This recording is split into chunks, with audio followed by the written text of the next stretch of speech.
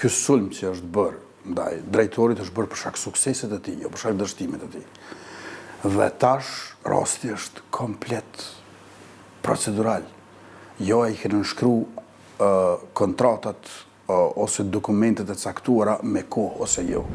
Ka prova të mjaftueshme se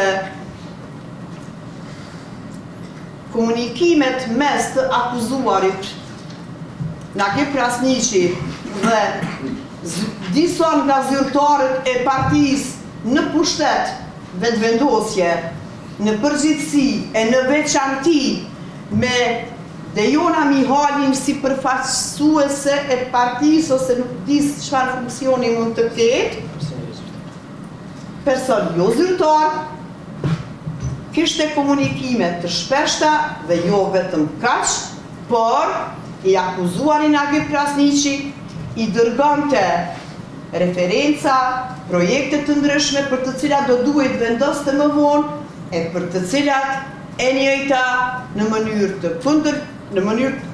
të kundërlidhshme ishte nveshur me autorizim nga i akuzuari që të jepte opinione, madje në disa raste edhe të vendoste për to.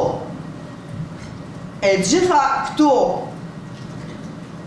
shkresa ose kërkesa përmes shkresave të drejtuara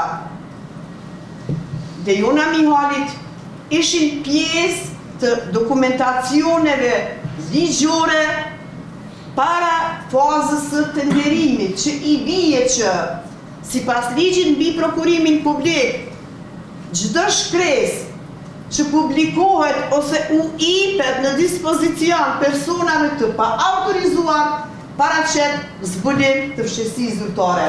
Edhe kjo do të dëshmohet me provat materiale.